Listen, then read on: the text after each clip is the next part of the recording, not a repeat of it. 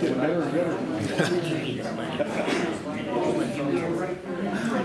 right, everyone. Thank you for coming to today's Brown Day. I'm Tyler, if any of you haven't met me before. Today we have Colin Hanson, and Colin will be presenting about Sol Levy and what made him such a well-loved character in Butte's early years. And from the words of the Anaconda Standard, he was a rattling, good, all-around, considerate gentleman. And this was before focusing on his,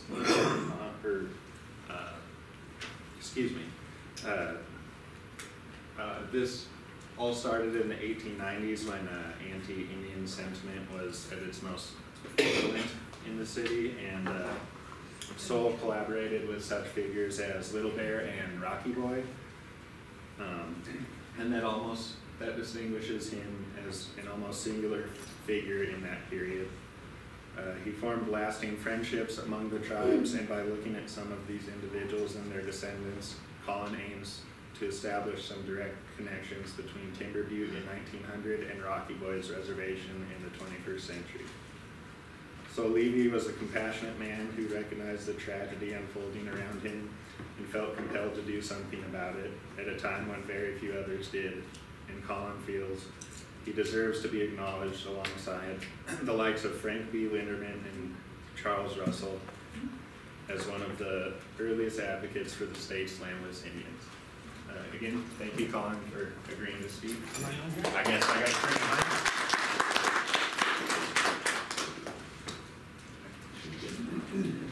Can you hear me in the back? Thank you. Okay. Thank you for having me, for coming. I'm going to start with a little background as to how I ended up here. I'm obviously not from these parts. Yeah.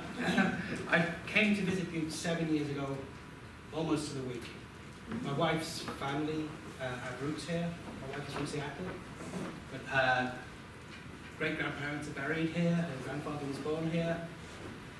And we came as part of the genealogy trail. At the same time, we made it coincide with the 100th anniversary of Frank Little's murder. So we were here for that centenary. And really that was what brought me to Butte. And Butte did not disappoint. I think I took over 1,000 pictures in the 3 days we spent here, just walking down the alleys, look at that building, look at this one. That sense of the history just seeping out of the brickwork. We moved here 3 months later. That's how impressed we were. We've been here for nearly 7 years now, and I still feel that way sometimes. Yes. I would devour books on Butte's history, as I'm sure many of us here do. And it was that labour history, the immigrant history, that really excited me. This wasn't the Wild West that I was brought up on in England, watching the movies and reading the books. Butte was kind of a revelation for me in that way. At the same time, I started to sense somebody was being left out of this story. It's just, there'd be references to the Landless Indians at the dump who come to the city for whiskey. And that's about as much as I would get. And I just thought, there must be more. So I started looking at the Ancestry.com, looking at the resources there. There's very little. They weren't on the city censuses or the county censuses. It wasn't a reservation, so there were no census rolls. So these figures were just nameless, really. Apart from Little Bear, Rocky Boy, some of the others, Buffalo Coat, Little Shell. I was interested in who are the individuals. So I started going through the newspapers here in the archives and online. And got this the right way. In 2019, the little church I finally got federal recognition. I was dimly aware this is part of the same story. And that kind of encouraged me to start digging a bit deeper. I just wanted to understand. I'm a bit of a history nerd. And so I started going through the newspapers. There's a quote here. This is going to be a bit of a disclaimer as well as to some of the sources that are coming up. This was written in a 1954 edition of the Montana magazine, Western History. Written by Vern Dunsbury. He commented his introduction As one reads the newspapers of that day, is aware of an impatience and a vituperation seldom found. Whoa. He's under the speaker. Step forward. Oh, you're under the speaker there. Step back this way. I'm going to start. I'll turn it down. It goes over here. You might have to move over here a little bit. Yeah, you're right under it. I'll try it from here. Okay. Can you still hear me? Yeah. Okay. I'm going to start that quote again. As one reads the newspapers of that day, one is aware of an impatience and a vituperation seldom found, even in the chronicles of the West. And that hatred, totally disregarding all sense of human values, was directed against two small bands of Indians, the Chippewa and the Cree. As I started to research the newspapers, the first thing that struck me was this. As I say, this, a little disclaimer here, this doesn't make a comfortable reading. These are all from Butte newspapers around the 1890s and 1900s. The headlines are bad enough, the language is just horrifying if you do read it.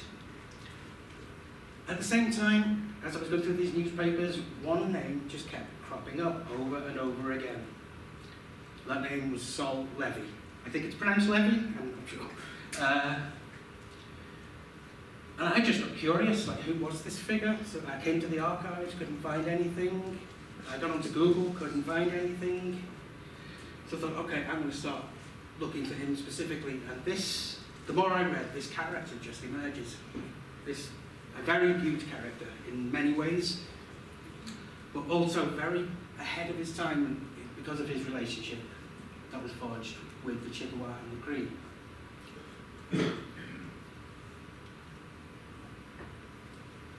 I'm going to jump forward 60 years here.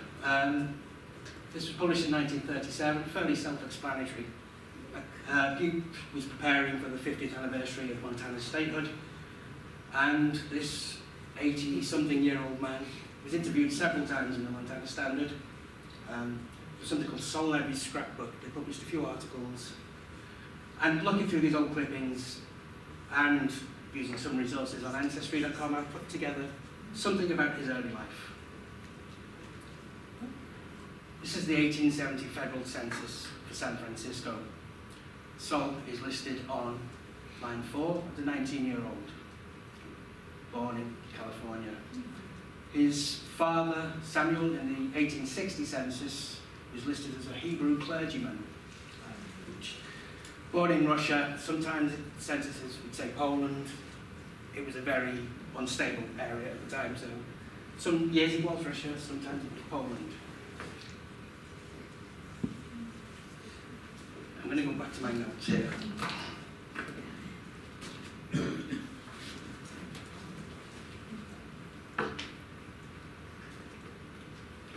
Solomon Israel Levy was born on March 17th, 1854 in San Francisco. After attending commercial college in San Francisco, Sol spent several years in northern Oregon, where he encountered the Cayuse, Umatilla, and Walla Walla tribes residing on the Umatilla Reservation. Sol developed an interest and an affinity with the tribes, and also acquired at least the rudiments of some of their languages.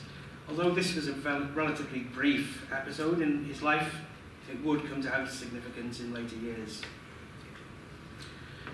In the late 1870s, Sol returned to California and opened a candy store in Quincy, Plumas County. And it's here that we catch our first glimpse of the characteristics that I feel make Sol Levy such an interesting character. These are an innate sense of civic duty and integrity, alongside an equally ingrained sense of mischief, and I find a very endearing inability to take himself very seriously. Running as the Democratic candidate for Plumas County Coroner in 1884, Sol and his opponent agreed that the loser would ceremonially transport the victor to his new office in a wheelbarrow. Sol lost and dutifully appeared at the agreed time and place, only to find his opponent had gone into hiding. After hearing rumours, Sol was planning to dump him in a ravine. Sol was horrified that anyone might think he would renege on a wager, so instead donated $20 to a local charity.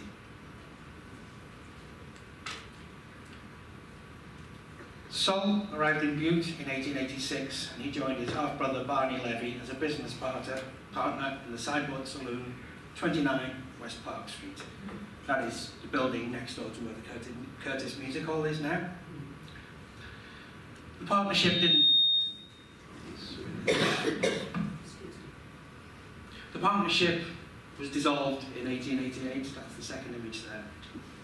Barney opened the Recreation Roadhouse down on Harrison Avenue, and Sol took control of the Sideboard Saloon with a new business partner, Charles Colin.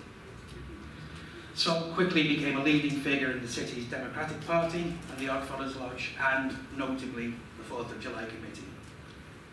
These roles kept him in the public eye and in the city newspapers, but it wasn't long before his colourful deeds beyond the business and civic world started to attract attention. This, for me, is the first typical Sol Levy story. In 1889, the Enabling Act, it's all up there. It was an act to provide for the division of Dakota into 2 states and enable the people of North Dakota, South Dakota, Montana, and Washington to form constitutions and state governments. It was basically the announcement that Montana was going to become a state. It wasn't officially announced until February 22nd, 1889, when J.K. Toole, who would become the first governor of Montana, sent a telegraph to the Butte miner. As you can see, I salute 200,000 sovereign people and send the glad tidings of our admission to the Union. The news was received at the Butte miner and seeped out before the official announcement. And this first story is the one that I think is the first time Sol Levy appears in the way I've come to know him. The City Council was meeting, wallowing in the mire of the everlasting alley of Block 38. That was the red light district on Galena Street, when suddenly several startling explosions woke the echoes outside. They ran down wondering what was going on. It was Sol Levy firing off bombs.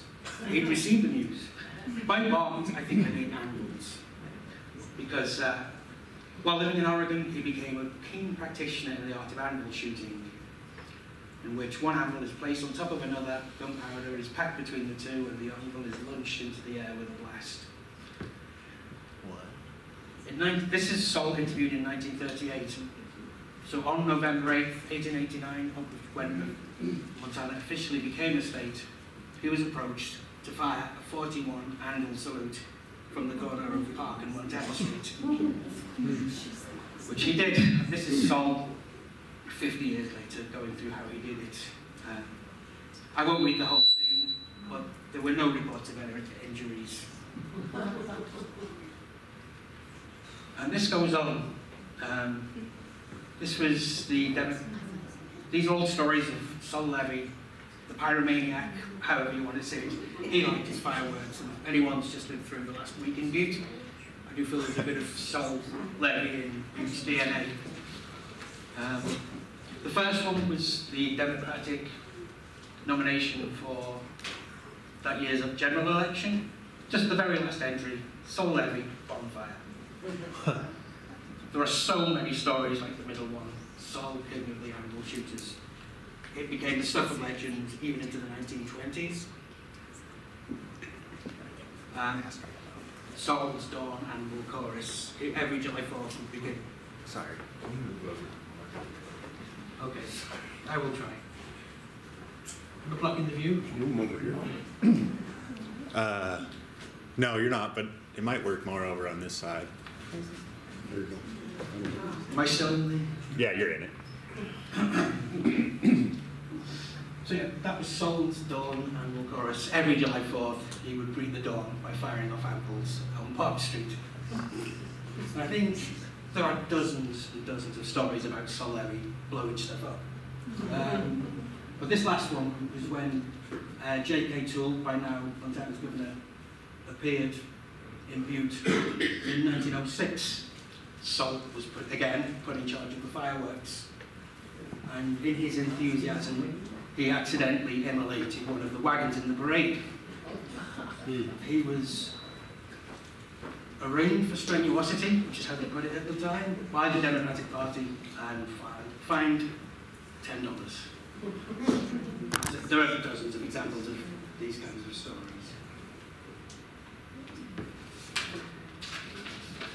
During this period, Sol's compassionate nature also came to the fore. Captain John Calhoun Shepherd was a Mexican War veteran known to all as Captain Shepherd. He's another fairly well-forgotten Butte figure from the very early years. He'd arrived in Butte in 1879 and was quickly adopted as the city's unofficial mascot. He was the chairman of the July 4th committee, which is how I believe he and Sol originally met.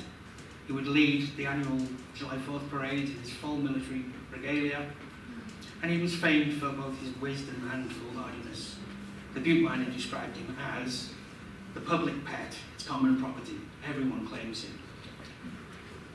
Captain Shepherd found this kindred spirit in Sol Levy, who became his benefactor and closest friend.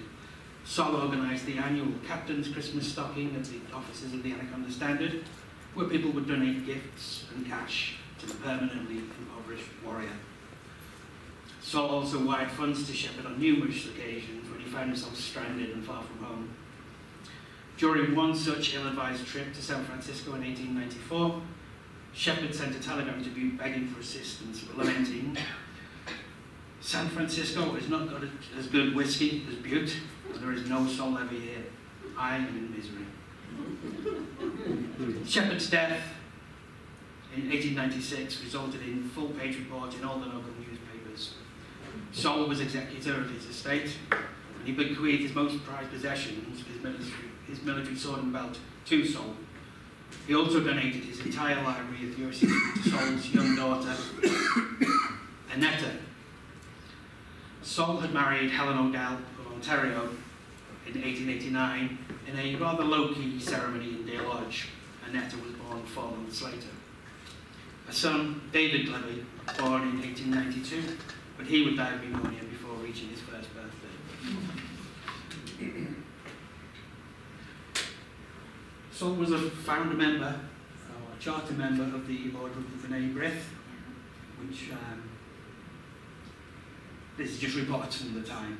It would become the largest Jewish organisation in Butte. This was just its founding. I've included the certificate of membership because of across the top, benevolence, brotherly love and harmony. That's the motto of the B'nai B'rith.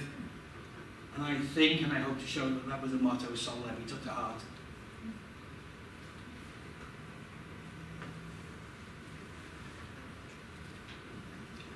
In 1896, Sol and Charles Carton shuttered the sideboard saloon.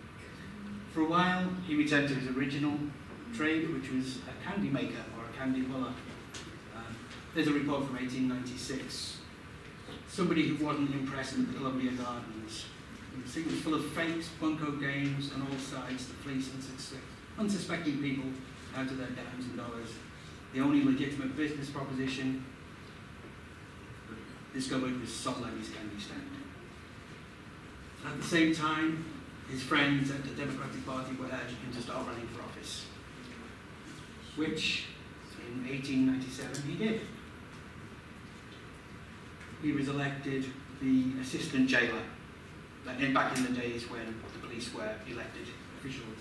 That is the report. Sol Levy was standing in the back there on the far right.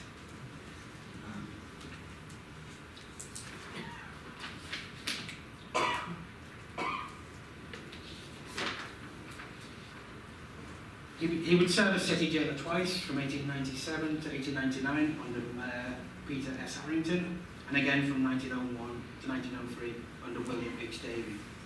And in this position, Sol cemented his reputation for honesty and for altruism. There are hundreds of stories. Monday mornings where Sol would bring in people who'd been arrested over that weekend for various deeds, and the exchanges between Sol and Judge Tom Boyle, who was also elected as a member of the Democratic Party. they were reported on almost like theatre. That caricature summed it up, but the other article, as I say, there are so many of these, they could fill a book on their own.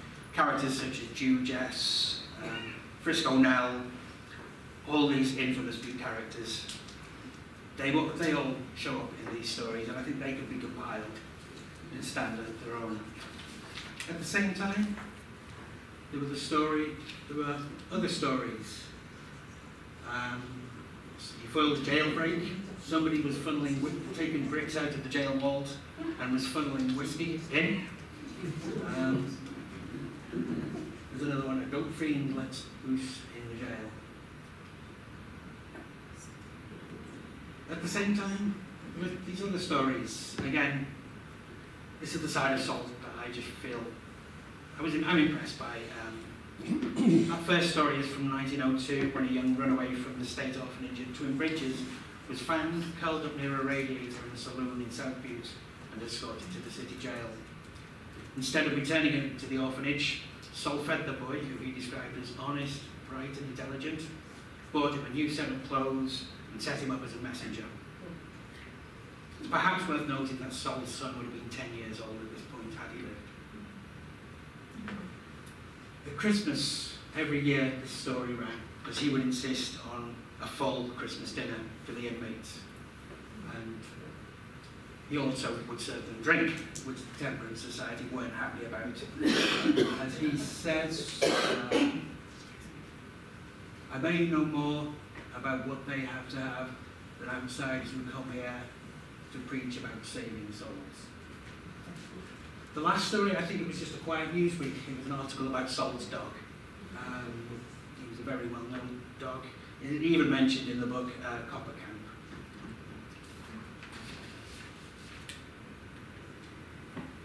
Going back to another one of his gifts to his Christmas inmates, he did make little candy boxes.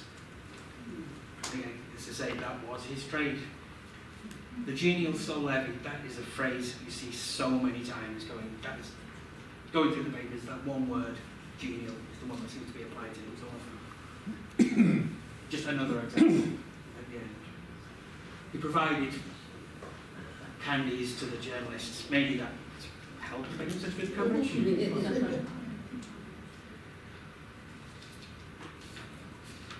And on quiet nights, he made up stories. During his first tenure as jailer, the Standard published a letter he supposedly received from his friend, Oni Gagan, who lived in Dawson, Alaska. The story defies credulity from the outset, describing how Sol and Oni were the sole survivors of a shipwreck off the coast of Greenland while en route to Iceland, where they planned to start a hog ranch. From there, the tale becomes increasingly absurd, documenting Oni's discovery of gold in the Yukon and his intent to spend his newfound fortune in Honolulu. It was the first of many such stories that would be published in the Standard over the next 5 years, chronicling Oni's misadventures around the globe. Of course, the letters and Oni himself were entirely figments of Sol's imagination, though he would make a show of strenuous denial whenever Oni's authenticity was questioned. In doing so, he also exhibited another quirk for which he was renowned in Butte, a fondness for nonsensical verbosity, which wouldn't be out of place in Alice in Wonderland. When he was asked about Oni's identity in 1899, he marvelled at, I'm going to take a deep breath here, the woeful miscomprehensibility of the microbatic vehemence bearing upon the fragmentary indissolubility of the migration of the visionary hallucination of any man who thinks Sol is Oni.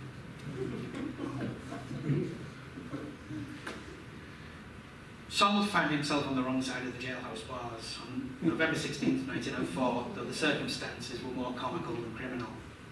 In a wager reminiscent of that placed 20 years earlier in Quincy, lifelong Democrat Sol placed a bet with his Republican friend, Emil Hanson, that Alton Parker would defeat Theodore Roosevelt in the general election. The condition of the wager was that the loser would forfeit $100 or, alternatively, play a hand organ on the streets of Butte's business district 1 hour a day for a week. Sol chose the latter option, and as Roosevelt celebrated victory, Sol borrowed an organ from an Italian musician in Meadville and set about entertaining the lunchtime crowd with renditions of the day's popular songs. This was a caricature, obviously, a very accurate one. This is Sol Levy on the corner of Park and Main. I think behind him, a metals bank would soon be built, so I'm sure we'll know that corner. Quite a few of the articles gave a set list of the songs he performed. If this works, this is a recording from 1904 of a song called Bedelia by Billy Murray. In fact, it opens with a line from Bedelia, the caricature. So just to set the scene.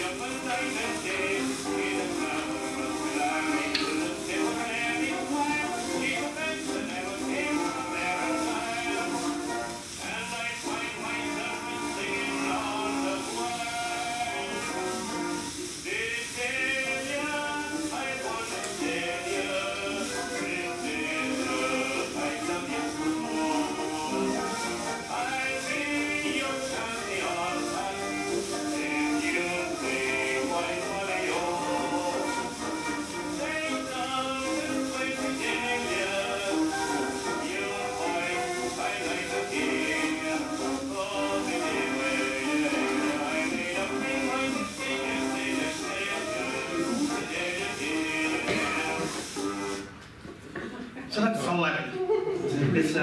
I wanted to just give an idea of the man before I move on to his relationship with the Chippewa Cree. I think he was just a good man, a very decent and compassionate man, and a real character. This is a quote from Frank Bird Linderman in 1895 when he was living in Butte. Just across the valley near the foothills, I saw 4 Indian lodges looking white against the brown background. The sight of them thrilled me more than anything I had seen lately. The day was fine. The mountain tops laid shadows upon the 4 lodges that seemed to belong to another world altogether. I walked to the camp, not guessing what Indians were there. Imagine my delight when I was greeted by my old friend Muskegon, the Cree, who had told me so many tribal folk tales in the Flathead. Times were growing hard for the Crees, he told me. Game in the open country was scarce. They'd been gathering buffalo bones and selling polished buffalo horns in Butte. They were now working their way back to the Flathead country. Muskegon looked dejected. His clothes, ragged portions of white man's apparel, seemed to have lowered both his morale and his appearance. Yellowface, another Cree friend, was in the camp, was more cheerful. However, he was a much younger man, and still wore the leggings and breech coat. We visited for hours. They could not understand why I, as a hunter, came to be in Butte. And by the same token, I was at a loss to explain their presence so near the big mining camp. This was taken by Frederick Edwin Piso in 1906. I think this was taken close to where the YMCA is now, looking towards Red Wrecker. I've driven around for hours trying to get the mountains to line up in the background, and that's my best guess.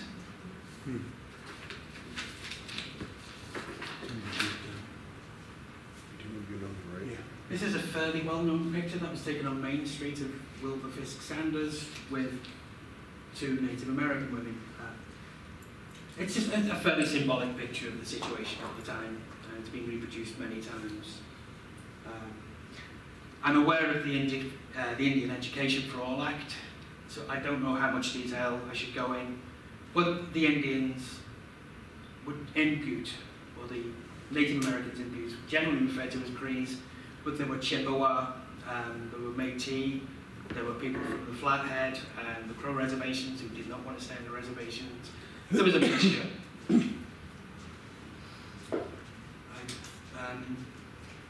I'm sure we know about the Louis Riel Rebellion in Canada. That's where a lot of them came from, although not all of them, which is the impression that the painters of the time seemed to give, especially when it came to trying to decode them.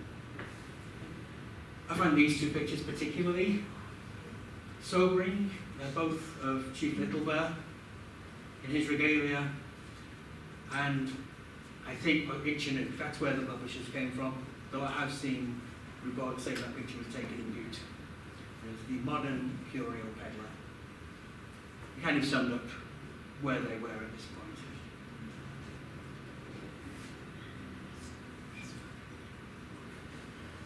I would say Sol was not entirely unique. There were other people in Butte who sympathised with and tried to help the Native Americans at Timber Butte. One was Frederick Edwin Piso, and he took a series of pictures in 1906, which, as far as I'm aware, are the only surviving photographs of the camp. There's a few of them here. Don't really have much to add. They just document the circumstances at the time.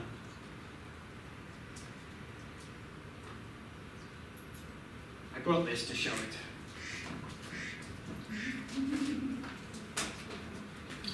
The young boy on the right there was Bobtail Smallboy. He would grow up to be Chief Smallboy of the Ermine Skin Cree up in Alberta, and would set up the Smallboy camp, which exists to this day.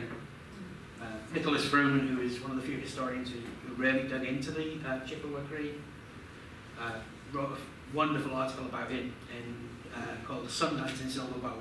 One of the few articles I've actually read concerning this subject.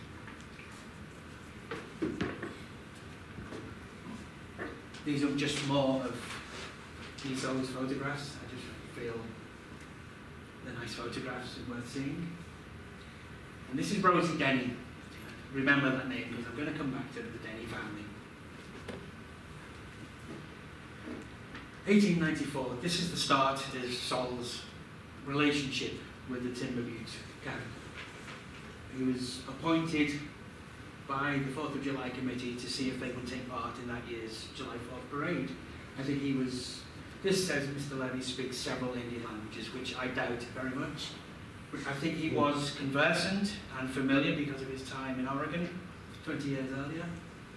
And that's why possibly he was chosen. They agreed to take part in the parade. And he also booked the auditorium that night, and there was going to be a display of a Sundance, which the Indian Defences Act had banned the Sundance in the 1880s from the reservations, but they only applied to the reservations. And Mr. Levy expected 100 in the parade and at the auditorium. Unfortunately, Butte history got in the way. This was the APA riots of July 4th, 1894. The APA were a Protestant group, very anti-immigrant, very anti-Catholic. 2 saloons on Broadway Street put up APA signs, and it didn't go down very well, as you can see. People started rioting, one person was shot. So the story of the Indians in the parade was barely reported on, as you see in the last thing. It was at the display at the auditorium was cancelled in the aftermath. While this was going on, other people were having similar ideas. So there was a Sundance in, I think that was in Helena. Chief Little Bear had started to realise the Sundances were a way to raise funds for his people.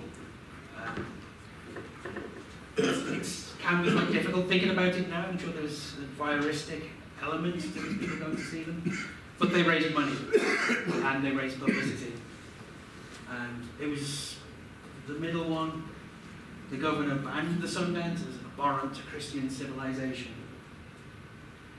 But instead they would stage sham battles, things like Wild West shows, which were popular at the time.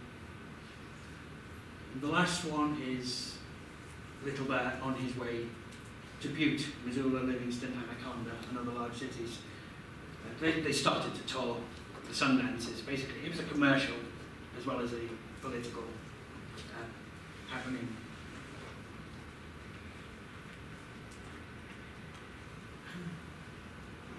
They did show up at Butte.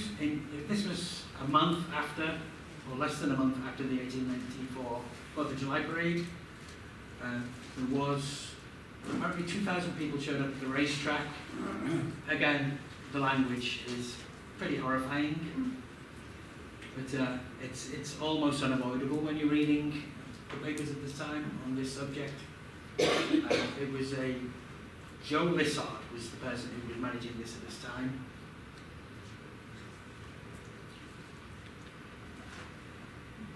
The following year, in the same spirit, Little Bear and 200 Crees went to the East Coast on what was called Charles Beveridge's Montana Wildest West show. You can see how they were advertised on the side of the train there. There's a historian called Elizabeth Sperry who's written a fantastic paper about this. Little Bear agreed to go hoping to meet the president. He wanted a reservation. However, they didn't get that far. It was badly managed and they ran out of money, and the Little Bear and his band were stranded in Cincinnati. In order to make money to return to Montana, they were made basically an exhibition at Cincinnati Zoo. Again, you can see the way it was framed at the time.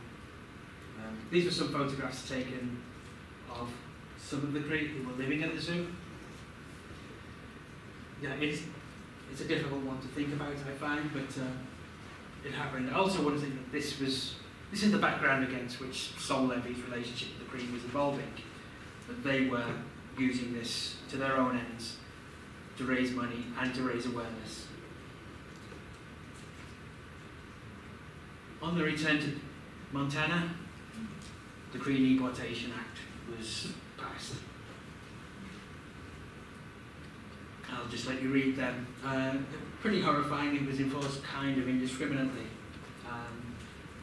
A lot of reports of this. I just included the last one. It's just a small article that appeared in one newspaper. And in July 1896,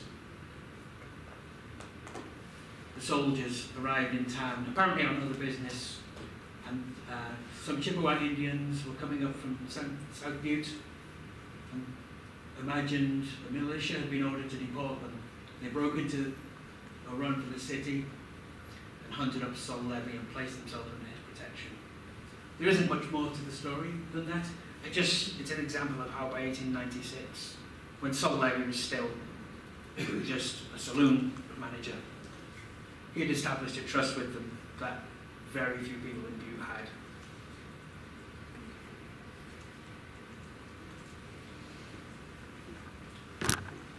In 1899, there was another July 4th parade. I like this one because the very first line, Sol Levy takes off his coat and is hustling. This is the point where, to me, Sol Levy kind of takes over and starts organising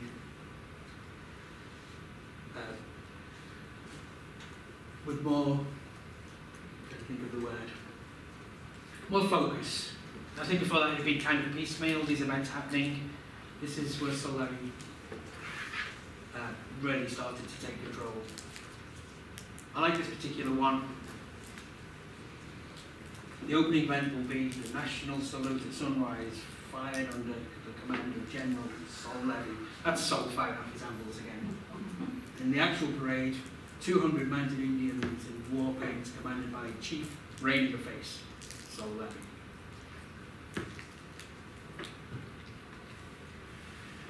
In 1901, this was becoming, they were starting to make regular appearances. They approached, again, I think it's important to point out they were approaching Sol Levy by this point, not the other way around. They wanted to appear in that parade. Sol was the irrepressible Sol Levy was on hand to urge the parade committee to make its famous Indian parade one of the features. They declined that year and they weren't happy, as you can see.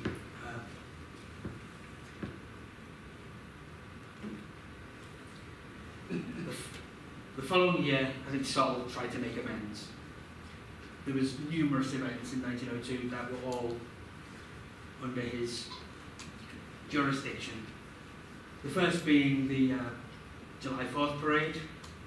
where Chief Little Bear took part for the first time, I think. There's a picture of Sol Levy. I think that must have been taken in the 1899 parade with an Indian protege. There's another caricature of Sol in the top right in the parade. This is on a report from the 1902 celebrations.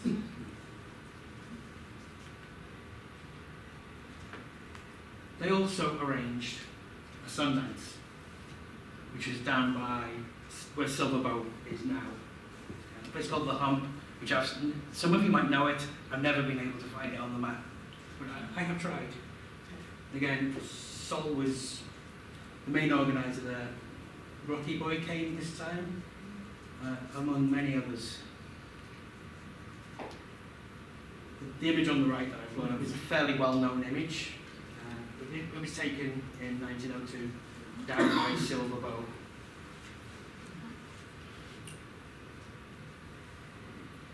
Not content with that, they decided to stage an event at the racetrack.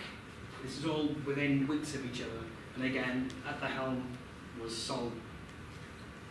So apparently over 2,000 people showed up.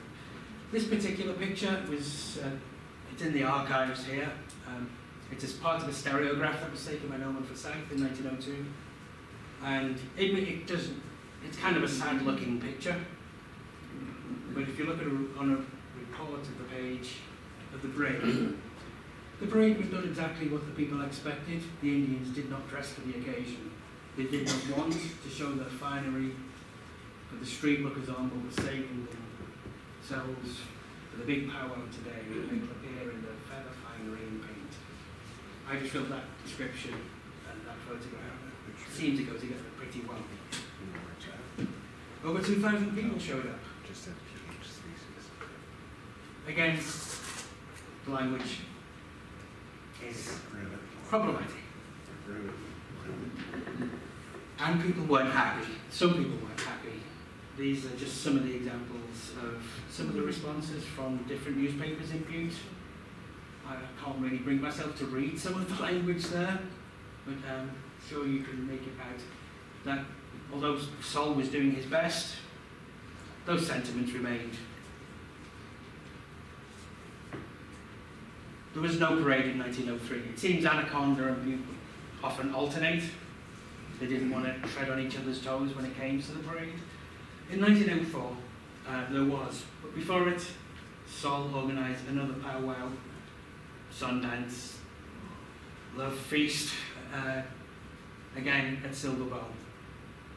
This is just some background towards it being organised. Here's a report of it.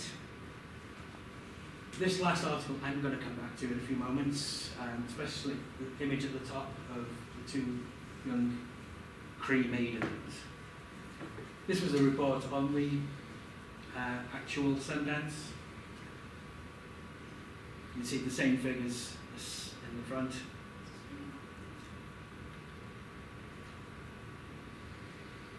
After that Sundance, they took part in the 1904 parade. I'm not expecting anyone to read that. There's detail on here that I particularly relish. It's the route that they took. Particularly south on Main Street to Galena Street, east on Galena Street to Wyoming Street. That enabled me to identify this photograph. This is Galena Street, that's the infamous Block 38 behind, about 5 years before it was finally torn down.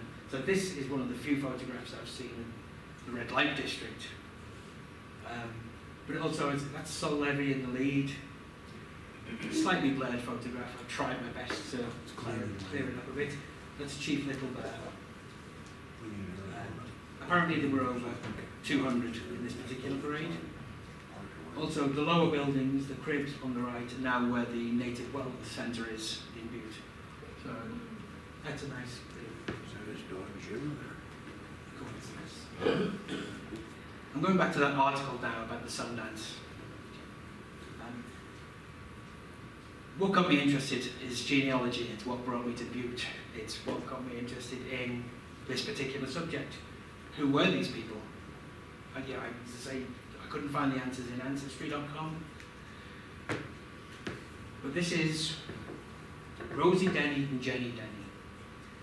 They were the daughters of somebody called Harry Denny, who is mentioned in this article about the arrangements for the Sundance that year. The Indians sat in stolid silence while Sol and Deanie eloquently expounded concerning the approaching gathering. Sol Levy had a relationship with Harry Denny that went back. Harry Denny was a translator for Chief Buffalo Coat, for Chief Little Bear and Rocky Boy, and he appears in quite a lot of stories going back to about 1896. These are just a few of them. Looking for a home. This is the stories we all know about the Chippewa Cree at the time. He was quite an important figure, and unlike most, he settled in Butte. He actually filed a declaration of intention when he first came to Butte in 1896. I haven't seen any other example of one of the Canadian Cree declaring that they wanted to become an American citizen, but he did. He and Sol were good friends. And here's two examples of this. In 1904, Harry Denny's wife died. The headline of the first one is, it made the news because the county paid for it. It was taxpayers covering the burial of an Indian, which people weren't happy about. The detail there, about 2 weeks ago, Mr. Levy secured a cabin in Timber Butte for the use of the family, and the dead woman had moved into it. She was too far gone with her illness, however, and died this morning. This is a report of the funeral. It describes them winding their way down Montana Street to the Catholic Seminary, which I presume is St. Patrick's. The first photograph, he's a rather good Indian. That language is just almost a given. But the second part, I think, is surprisingly sympathetic for the newspapers at the time. There were no flowers, no eulogies, save that muttered in silence by the children and the devoted husband. No singing to awaken the angels and herald a triumphal entry into the happy hunting grounds. But there was genuine expression of sadness when the husband turned to one of his daughters and said in the language of his people, "We are alone now."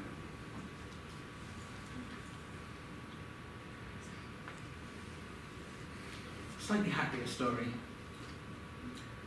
One of Harry Denny's daughters, Jenny Denny, who was in that photograph with her sister Rosie, she married in St. Patrick's Church in February 1904. Obviously missed the year off there. Again, Sol Levy, who stepped in on the family's behalf. They had converted to Catholicism in 1886, and they wanted to get married at the Catholic Church. They didn't want to. Jenny Denny already had a child outside of what we would see as wedlock. But Sol Levy stepped in on their behalf, spoke to the county, managed to get a wedding certificate, a marriage license for them, and paid for it himself. And also, he acted as best man at the ceremony. This story made a lot of the papers at the time, because St. Patrick's Church was full of Chippewa, Cree and Métis, traditional clothing. It was considered a newsworthy story. This is something I did find on Ancestry.com. This is the marriage license that Sol Levy paid for. And this, for me, it was a great gift to them, but it was a great gift to genealogists in the 21st century, because it has two pieces of information on it. I couldn't find anything else.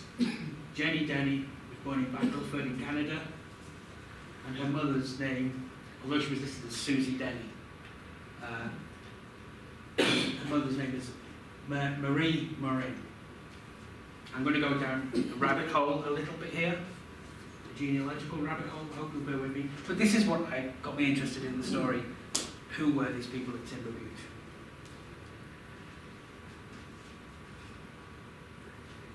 The Canadian Dominions Act was a lot like the Homestead Act here. It's the disbursement of land in the Northwest Territories. This was a state, people who had resided there up to December 31st, 1885 were entitled to some money and land, as long as they could establish that they were Indian or Métis. This is the statement given by Virginie Desnoyers in 1900. Born in Battleford, her mother is Mary Morin. She'd been living in Butte for 4 years at that point. That is a starting point. Her father is listed as Régis Desnoyers. Going back 4 years, I found the declarations of Régis Desnoyers and Mary Morin. Régis Desnoyers is Harry Denny. His Indian name was Sukaman. And from these, I just kept digging. This is the baptism of Virginie Desnoyers, the baptism of her sister, Rose Desnoyers, again up in Battleford, Saskatchewan. This is that photograph that appeared in the paper of Rosie Denny and Jenny Denny. That's the original name, Rose Desnoyers and Virginie Desnoyers.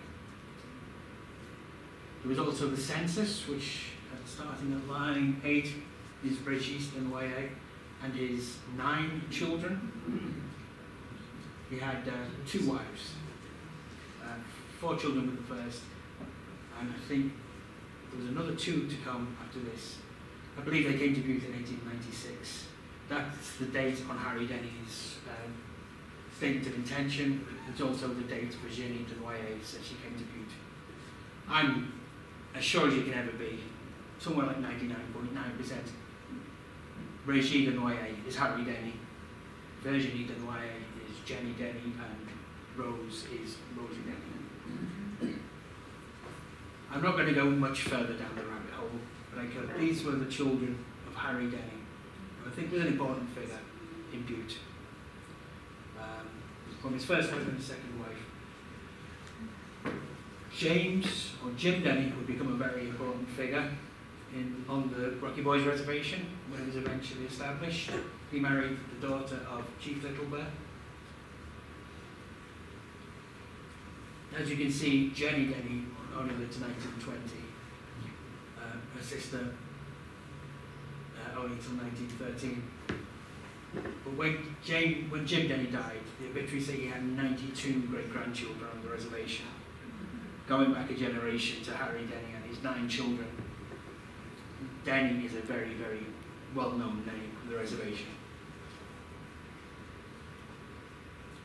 That's Jim Denny and his wife. That was taken in on the Rocky Boy Reservation in about 1920. And this was a commission. They were trying to establish the Rocky Boys Reservation. This was a year before it was finally established. Got Chief Little Bear on the end. On this end is Frank Linderman. Standing in the centre is Jim Denny again. Standing next to Frank Linderman is Pat Raspberry, or Patrick Laframboise. He was the second husband of Jenny Denny. Again, Raspberry is another name that is very well known on the reservation to this day.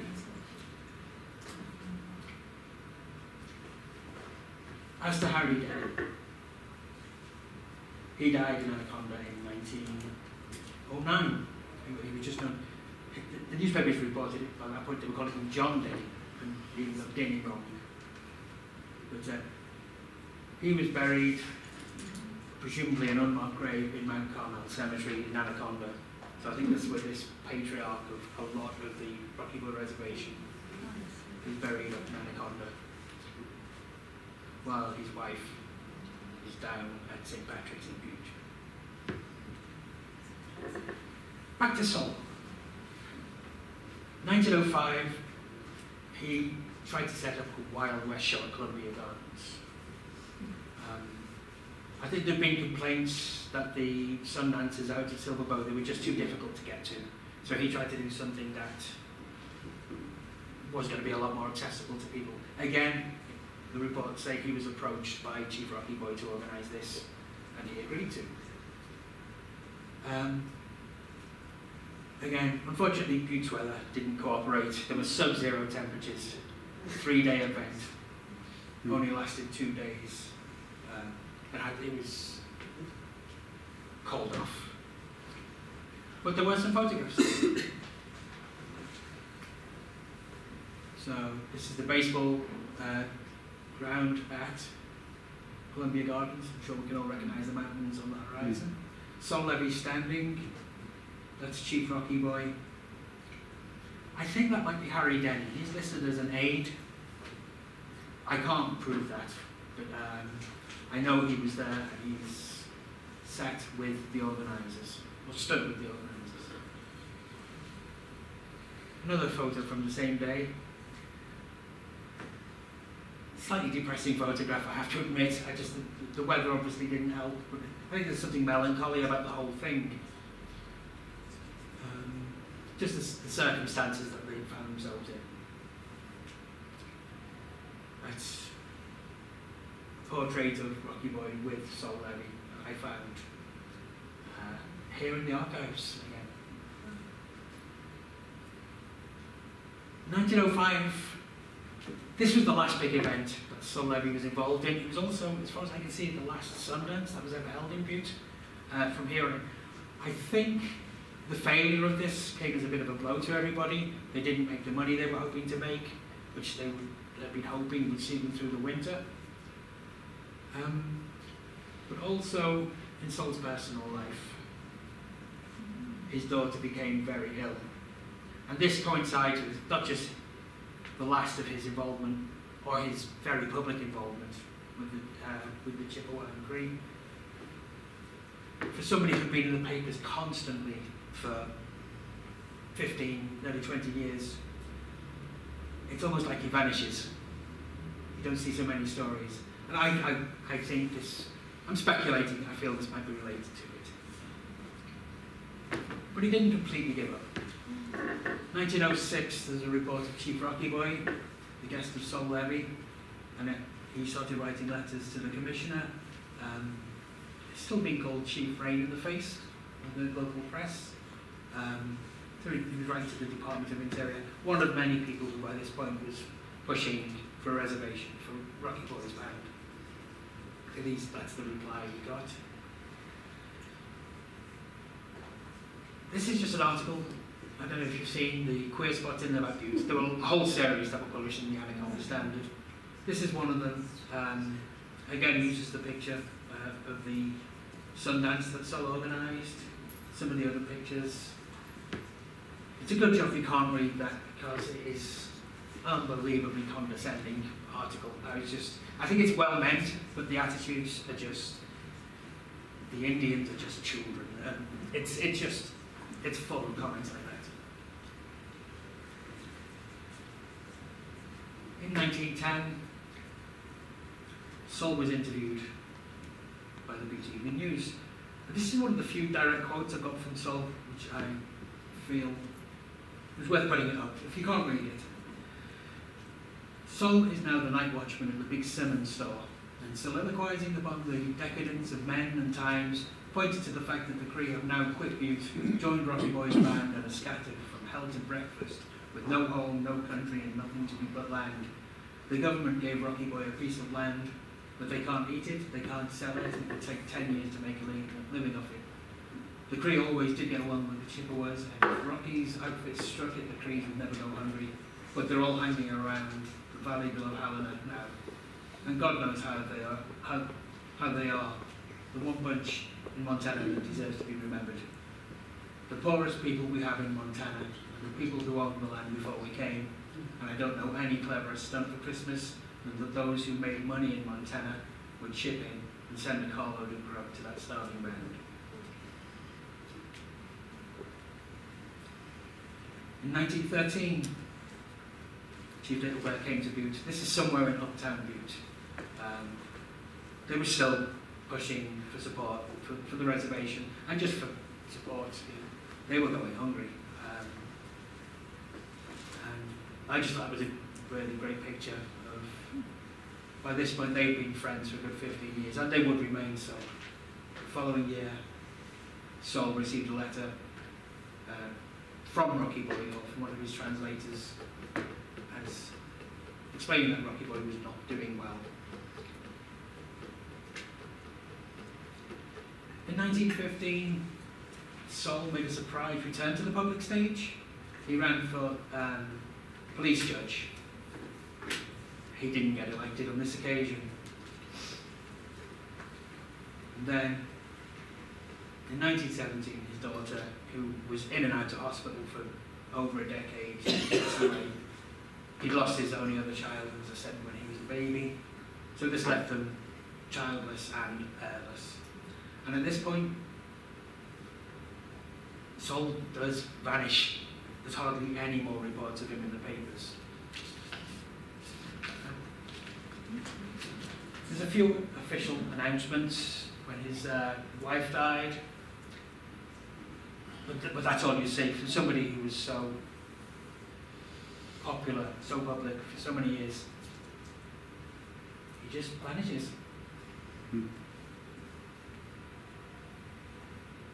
Another article looking back. Nostalgia always sold well in Butte. I think calling it a Mecca, it might be putting it a bit strongly, but again, there's that picture of Sol and Rocky Boy. There's Virginie and Rose Denoyer. They were almost like stock photos by this point for any articles about the Indians of Montana in Butte.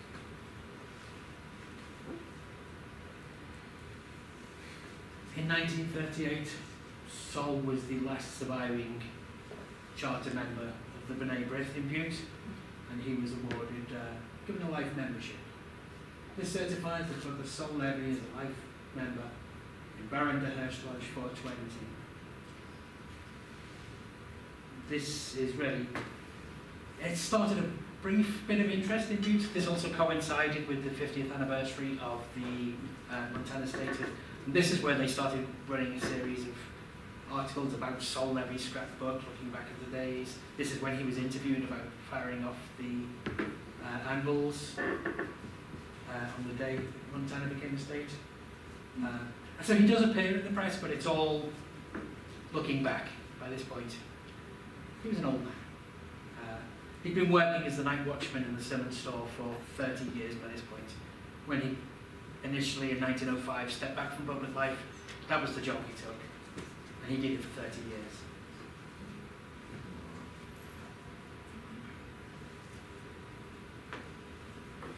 In 1945, Sol Levy in 1991 passed away.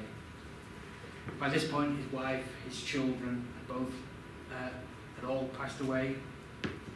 I think the funeral services are quite sad. They were conducted in the drawing room of White's funeral home on Monday afternoon. He was buried in B'nai Israel Cemetery. There was nobody around to supply a headstone. So this was taken this year. All there is the grave marker that White's funeral home provided. When I first went looking for this, I couldn't find it. I could find his wife's grave and his daughter's grave. I couldn't find his. It had fallen over and was buried in the snow. Which, so it was only when the snow thawed I actually managed to find it and put it back in the grave. This is the family plot. That's the headstone on the right just says baby. That was his son David, his daughter, his wife, and again that crooked grave marker is Sol. And